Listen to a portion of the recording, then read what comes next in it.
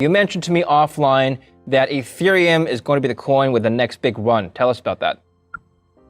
Well, as you know, you're an expert on tracking gold and silver and the phenomena that when we get into a run, when gold goes to that 50-day moving average and it goes up 15, 20%, silver all of a sudden surges 30%. Yeah. And so Ethereum is much like silver is to gold, Ethereum to Bitcoin. Bitcoin makes the big charge, and all of a sudden Ethereum explodes on the upside. And that's what we're happy in the sweet spot. The biggest challenges we've had is all these kids with GPU chips for gaming start mining Ethereum, so we actually get less coins. So our prices are up dramatically from a year ago, but the machines that used to produce 300 Ethereum a day, when Ethereum was $300, are now producing 80 a day, but the price is up dramatically more. So actually our net revenue, our gross revenue is higher.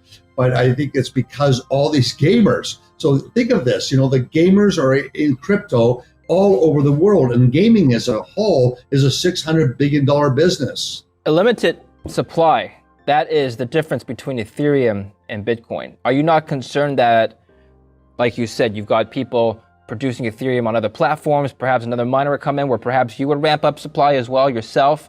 Are you not concerned that fundamental, the demand supply fundamentals of Ethereum may weigh down in the price in the future? What do you think? No, I think the biggest thing in the fear that's been now for 4 years is that Ethereum is going to go from proof of work, which is mining and validating the encryption, to a proof of stake. It hasn't happened. Every upgrade, all it does is shrink the supply outside, but it doesn't stop the demand and people mining for it. It's actually much more decentralized around the world than Bitcoin miners are. And I think it's interesting because they call it hashing power difficulty. It's gone to new highs as Bitcoin hasn't. So I think that investors have to recognize Ethereum is a smart contract. Ethereum has many more uses the way silver does. Silver, 20% of demand for silver is for solar energy. So it has a green footprint. It's also for viruses can't live on silver. It has all these more medical uses, etc. So the same thing with Ethereum. Ethereum is used for DeFi, for NFTs. So it's a much more important backbone for growth in blockchain. What are some of the uses for Bitcoin then? Store of value. The ability to, if there's an earthquake in Mexico, for a cleaning lady, she has to go down to Western Union, and on that $500 she's going to try to send, it's not going to immediately get to her family. She's going to get scraped for about $100 off the top. Bitcoin is done in a minute, and they can send the money and they can convert it, and she can help their family out. So remittance between developed nations and developing nations, I think that's a classic of why Bitcoin's a superior way of moving money. People my generation, most of my friends don't hold a gold. They've got a lot of Ethereum. They've got cryptos as a store of value. They've got stocks. They've got maybe some bonds, but very few people I know buy gold. Point is, obviously there are younger people who buy gold, but they're not in the majority. If this generation grows up to primarily hold cryptos, who's going to be holding gold in 50 years?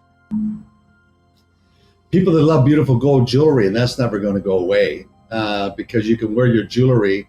When you think of India, Indian women have 6 times the amount of gold in Fort Knox in the vault, and they wear it, and it's portable wealth. So I think the bigger issue is that where's the portable wealth going to be? I think it's the push by governments to get rid of paper money so that they can monitor everything. Therefore, cash won't be bearer. It'll only be Bitcoin, Ethereum, and it'll be gold. So I don't think gold's going to go away because people want to be able to have what's a private asset. Very important concept. Who hates it the most? The more socialist the country, more controlling of the country, of the citizens, right down to human rights. China kicks everyone out because they're coming with their own digital money.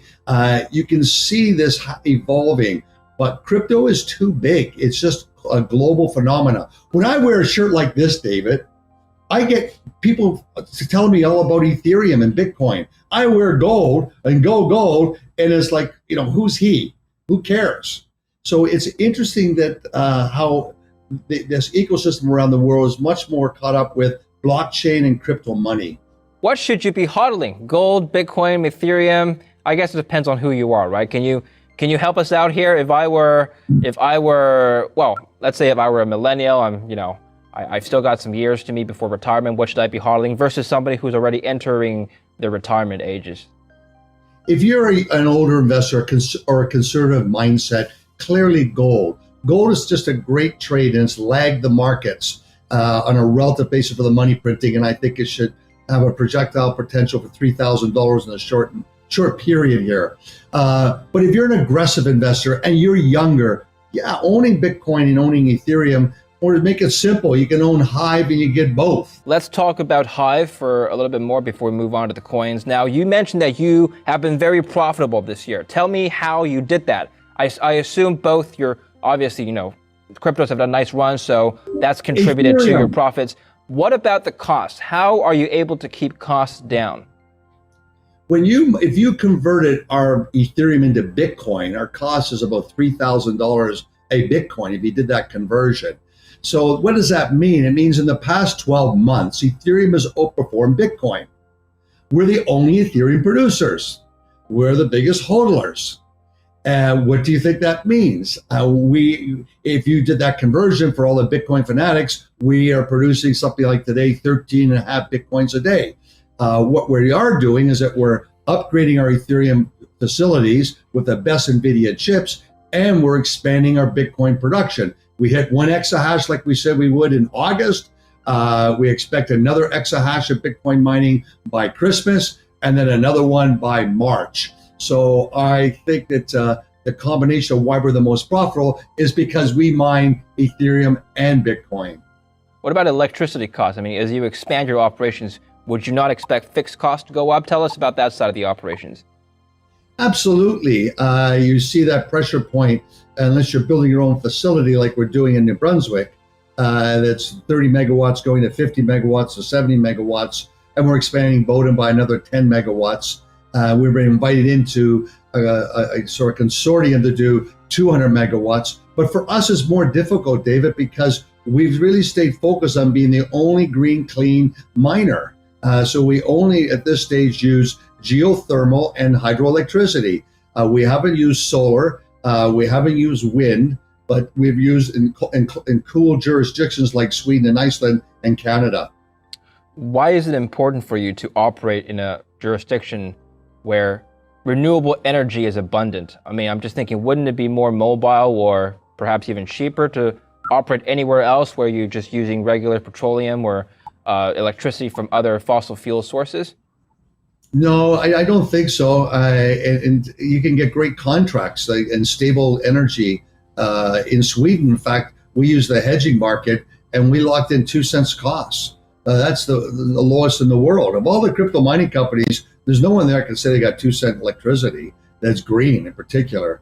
So I think we're in a very sort of sweet spot that way, but it's becoming more difficult in finding good, green, clean operations. One of the most difficult provinces is Quebec. And what I'm told is the aluminum lobbyist groups have planted all this FUD, fear and uncertainty, and basically a distrust for anything that's Bitcoin mining because they're worried about electricity going to hurt them. But that's just FUD. There's just so much of surplus electricity that Quebec sells into the U.S. And they are treating Bitcoin mining with a very old school mindset.